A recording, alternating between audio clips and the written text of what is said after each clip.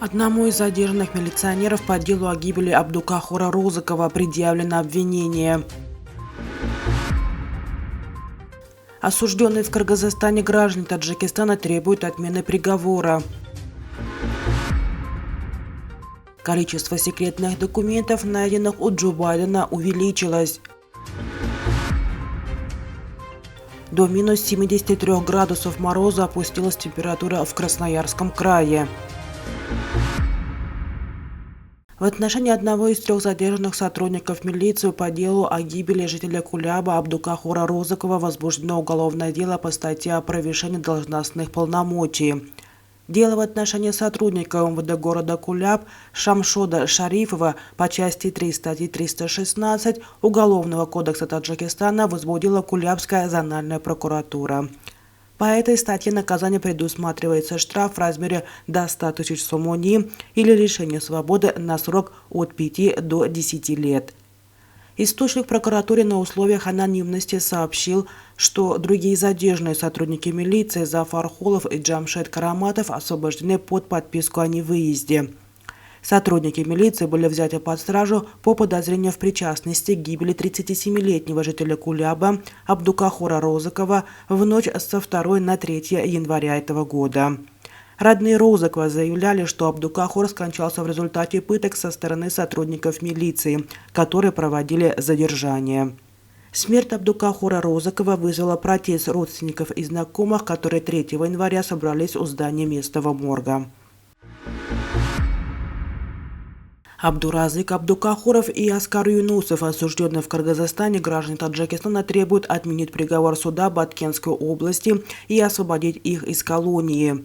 Граждане Таджикистана Абдуразык Абдукахоров и Аскар Юнусов в сентябре 2021 года Лейлехским районным судом Баткенской области Кыргызстана были приговорены к пожизненному заключению. Их признали виновным в совершении преступлений, предусмотренных статьей 380 Уголовного кодекса Кыргызской республики. Позже суд смягчил их приговоры. Пожизненные сроки были заменены на 20 лет колонии. В июне прошлого года Абдуразыка Абдукахорова и Аскара Юнусова этапировали в Худжан для дальнейшего отбывания наказания на родине. Сейчас они отбывают наказание в Яванской колонии. Источник в Верховном суде Таджикистана 12 января на условиях анонимности подтвердил радио «Зоди», что ходатайство осужденных Абдуразыка Абдукахорова и Аскара Юнусова об отмене приговора находится на рассмотрении. Они в своем ходатайстве заявляют, что не совершили никаких преступлений и должны быть освобождены, добавил источник. Он воздержался от других подробностей. Министр юстиции США Мерик Гарлинг в четверг 12 января объявил о назначении Роберта Хьюра спецпрокурором для расследования дела о ненадлежащем хранении американским президентом Джо Байденом секретных документов. По словам Гарлинда, бывший федеральный прокурор Хьюр должен выяснить, были ли нарушены Байденом и его командой соответствующие законы и предписания. Юридический советник Джо Байдена Ричард Заубер уже сообщил, что Белый дом готов сотрудничать со спецпрокурором и проводимым им расследованием. Позиция Белого дома заключается в том, что документы были непреднамеренно помещены в неподходящее место, а президент и его юристы действовали без промедления после обнаружения этой ошибки. Между тем, количество найденных документов, которые Байден хранил в неподобающих местах, все увеличивается. Об очередной партии стало известно в четверг.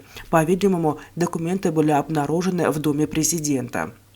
2 ноября адвокаты Байдена нашли около 10 секретных документов времен его вице-президентства при президенте Бараке Обаме в здании Центра дипломатии и глобального взаимодействия. Среди обнаруженных секретных документов оказались данные разведки об Украине, Иране и Великобритании.